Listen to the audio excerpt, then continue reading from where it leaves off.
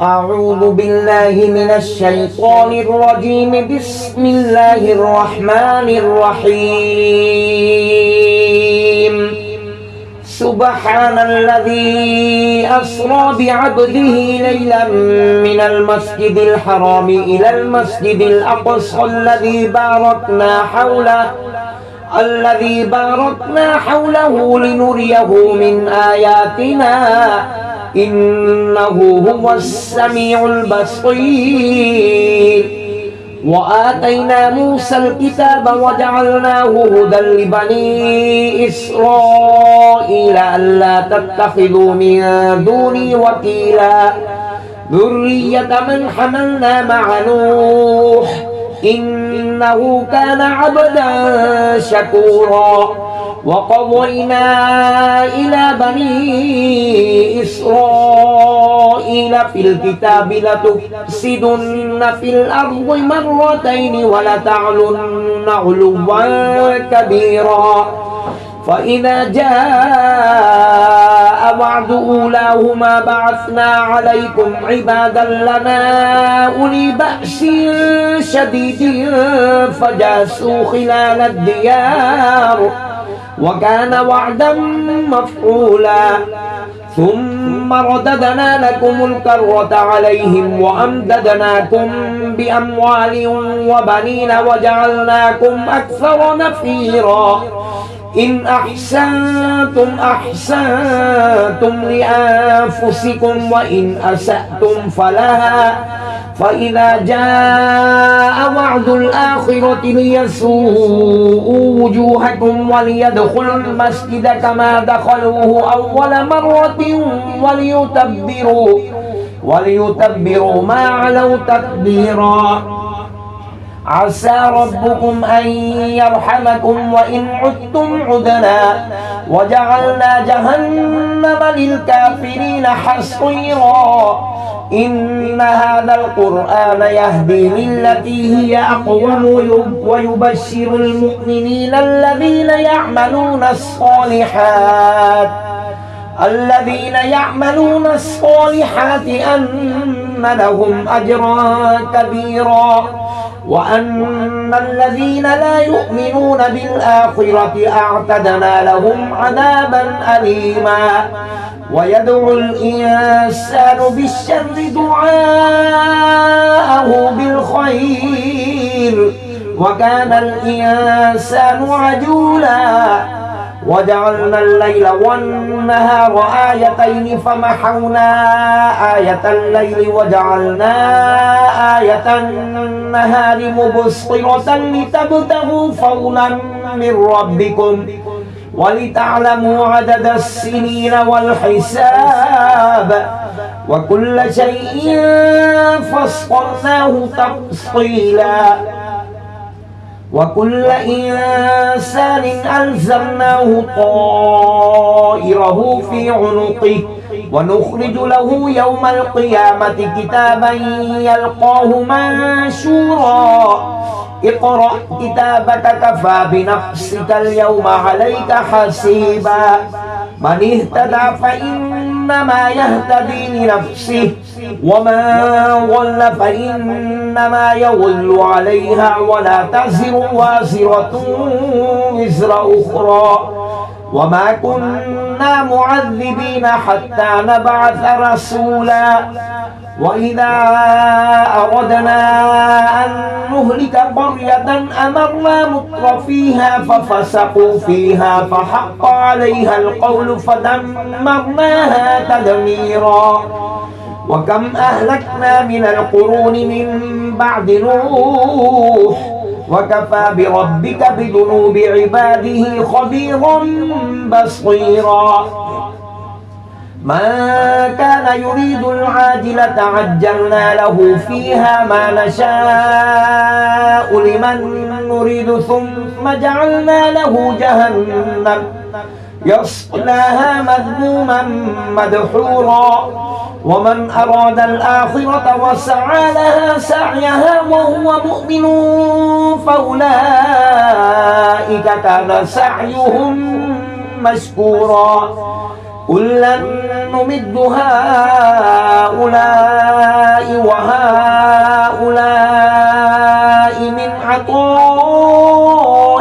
ربك وما كان عطاء ربك محظورا انظر كيف فضلنا بعضهم على بعض وللآخرة أكبر درجات وأكبر تفضيلا لا تجعل مع الله إلها آخر فتقعد مذموما مخذولا وقضى ربك ألا تعبدوا إلا إياه وبالوالدين إحسانا إما يبلغن عندك الكبر أحدهما أو كلاهما فلا تقل لهما أف ولا تنهرهما وقل لهما قولا كريما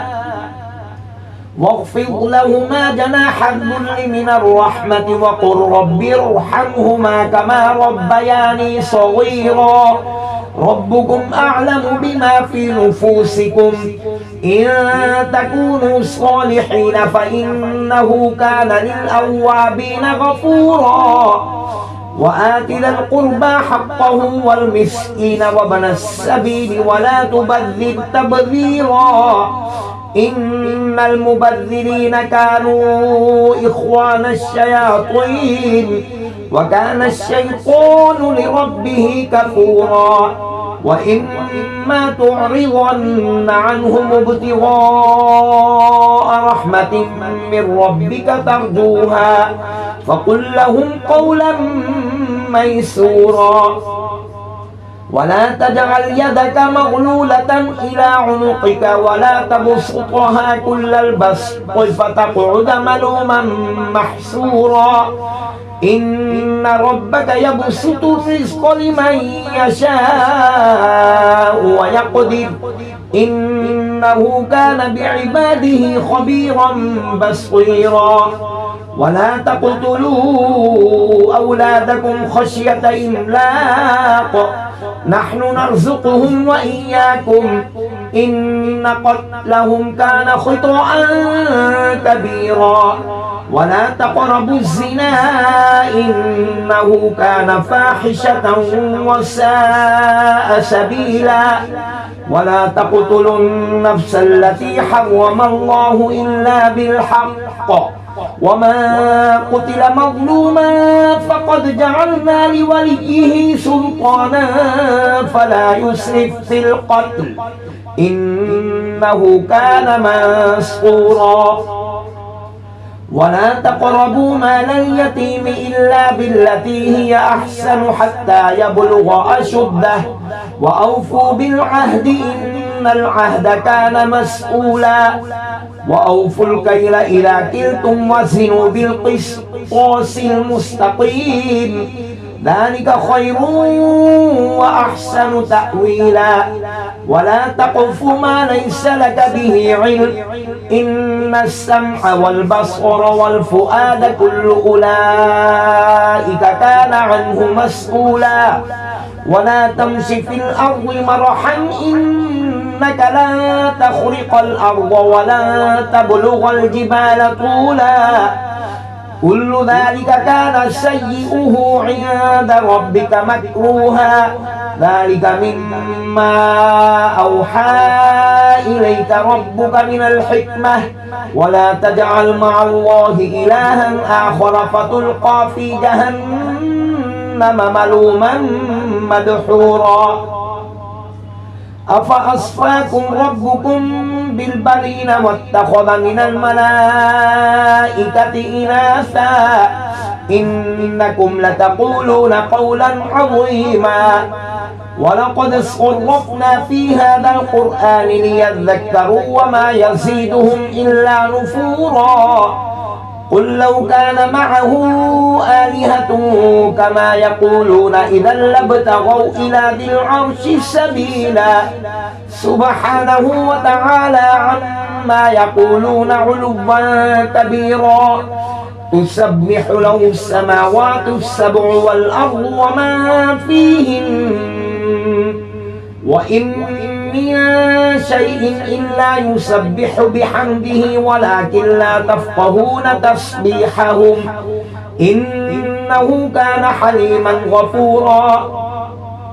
وإذا قرأت القرآن جعلنا بينك وبين الذين لا يؤمنون بالآخرة حجابا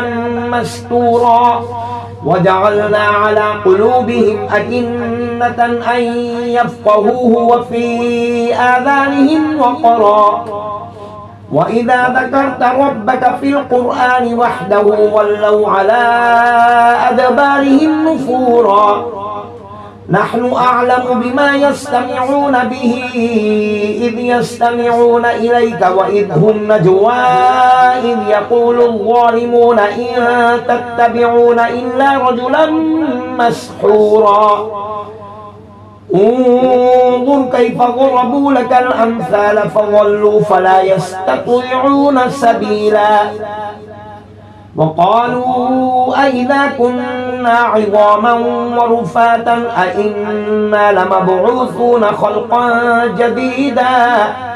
قل كونوا حجارة أو حديدا أو خلقا مما يكبر في صدوركم فسيقولون من يعيدنا قل الذي فطركم أول مرة فسينغضون إليك رؤوسهم ويقولون متى هو قل عسى أن يكون قريبا يوم يدعوكم فتستجيبون بحمده وتظنون إن لبثتم إلا قليلا وقل لعبادي يقولوا التي هي أحسن إن الشيطان ينزغ بينهم إن الشيطان كان للإنسان عدوا مبينا ربكم أعلم بكم إن يشأ يرحمكم أو إن يشأ يعذبكم وما أرسلناك عليهم وكيلا وربك أعلم بمن في السماوات والأرض ولقد فضلنا بعض النبيين على بعض وآتينا داود زبورا قل ادعوا الذين زعمتم من دونه فلا يملكون كشف الضر عنكم ولا تحويلا أولئك الذين يدعون يبتغون إلى ربهم الوسيلة أيهم أقرب ويرجون رحمته ويخافون عذابه إن عذاب ربك كان محذورا وإن من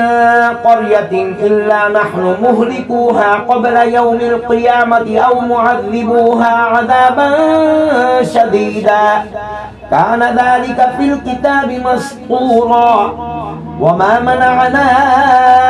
أن نرسل بالآيات إلا أن كذب بها الأولون وآتينا ثمود الناقة مبصرة فظلموا بها وما نرسل بالآيات إلا تخويفا وإذ قلنا لك إن ربك أحاط بالناس وما جعلنا الرؤيا التي أريناك إلا فتنة للناس والشجرة الملعونة في القرآن ونخوفهم فما يزيدهم إلا طغيانا كبيرا وإذ قلنا للملائكة اسجدوا لآدم فسجدوا إلا إبليس قال أأسجد لمن خلقت طينا قال أرأيتك هذا الذي كرمت علي لئن أخرتني إلى يوم القيامة لأحتنكن ذريته إلا قليلا قال اذهب فمن تبعك منهم فإن جهنم جزاؤكم جزاء موفورا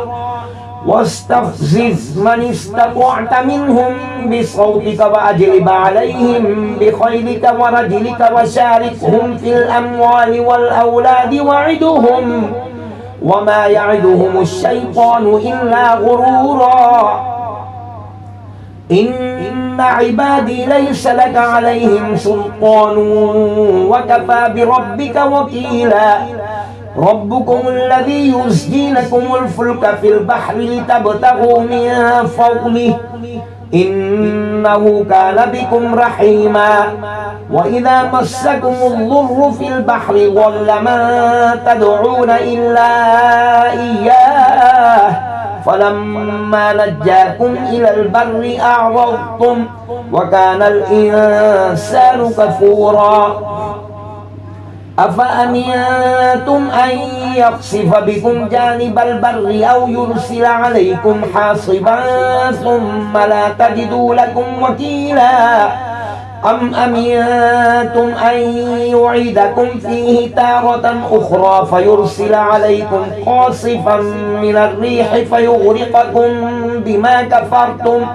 ثم لا تجدوا لكم علينا به تبيعا ولقد كرمنا بني آدم وحملناهم في البر والبحر ورزقناهم من الطيبات وفضلناهم على كثير ممن خلقنا تفضيلا يوم ندعو كل أناس بإمامهم فمن أوتي كتابه بيمينه فأولئك يقرؤون كتابهم ولا يظلمون فتيلا ومن كان في هذه أعمى فهو في الآخرة أعمى وأضل سبيلا وإن كادوا ليفتنونك عن الذي أوحينا إليك لتفتري علينا غيره وإذا لاتخذوك خليلا ولولا أن ثبتناك لقد كدت تركن إليهم شيئا قليلا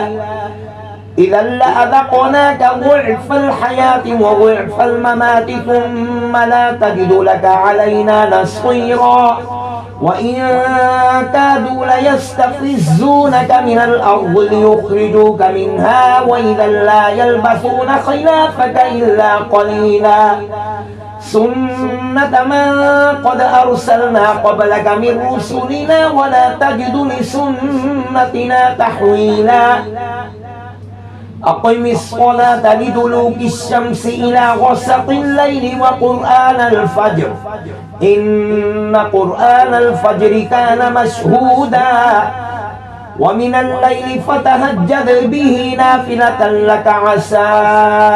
أن يبعثك ربك مقاما محمودا وقل رب أدخلني مدخل صدق وأخرجني مخرج صدق واجعل لي من لدنك سلطانا نصيرا وقل جاء الحق وزهق الباطل إن الباطل كان زهوقا وننزل من القرآن ما هو شفاء ورحمة للمؤمنين ولا يزيد الظالمين إلا خسارا وإذا أنعمنا على الإنسان أعرض ونأى بجانبه وإذا مسه الشر كان يئوسا قل كل يعمل على شاكلته فربكم أعلم بمن هو أهدى سبيلا ويسألونك عن الروح قل الروح من أمر ربي وما أوتيتم من العلم إلا قليلا ولئن شئنا لنذهبن بالذي أوحينا إليك ثم لا تجد لك به علينا وكيلا إلا رحمة من ربك إن فضله كان عليك كبيرا قل لئن اجتمعت الإنس والجن على أن يأتوا بمثل هذا القرآن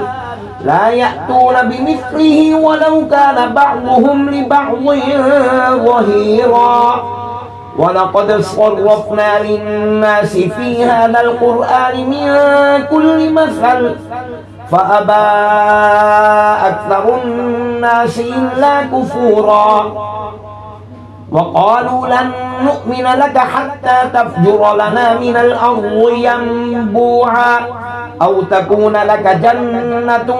من نخيل وعنب فتفجر الأنهار خلالها تفجيرا أو تسقط السماء كما زعمت علينا كسفا أو تأتي بالله والملائكة قبيلا أو يكون لك بيت من زخرف أو ترقى في السماء ولن نؤمن لرقيك حتى تنزل علينا كتابا نقرأه قل سبحان ربي هل كنت إلا بشرا رسولا وما منع الناس أن يؤمنوا إذ جاءهم الهدى إلا أن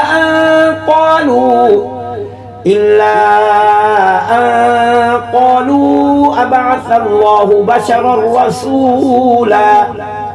قل لو كان في الأرض ملائكة يمشون مطمئنين لنزلنا عليهم من السماء ملكا رسولا قل كفى بالله شهيدا بيني وبينكم إنه كان بعباده خبيرا بصيرا ومن يهد الله فهو المهتد ومن يضلل فلن تجد لهم أولياء من دونه ونحشرهم يوم القيامة على وجوههم عميا وبكما وصما مأواهم جهنم كلما خبت زدناهم سعيرا ذلك جزاؤهم بأنهم كفروا بآياتنا وقالوا أئذا كنا عظاما ورفاتا أئنا لمبعوثون خلقا جديدا أولم يروا أن الله الذي خلق السماوات والأرض قادر على أن يخلق مثلهم وجعل لهم أجلا لا ريب فيه فأبى الظالمون إلا كفورا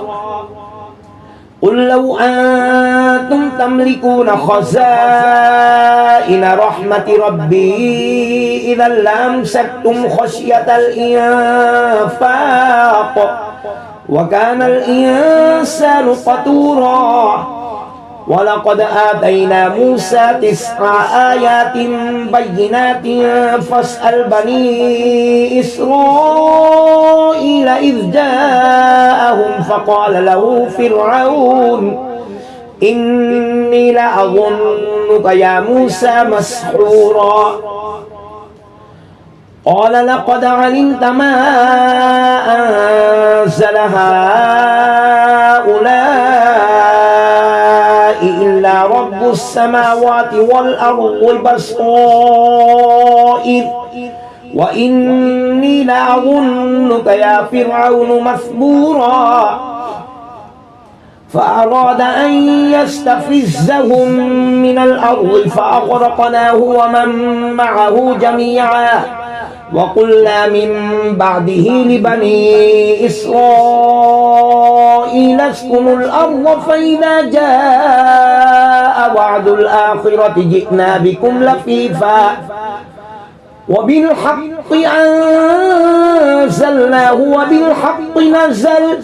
وما أرسلناك إلا مبشرا ونذيرا وقرآنا فرقناه لتقرأه على الناس على مكث ونزلناه تنزيلا قل آمنوا به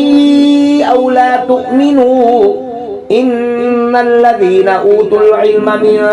قبله إذا يتلى عليهم يخرون للأذقان سجدا ويقولون سبحان ربنا إن كان وعد ربنا لمفعولا ويخرون للأذقان يبكون ويزيدهم خشوعا قل ادعوا الله أو ادعوا الرحمن أيما تدعوا فله الأسماء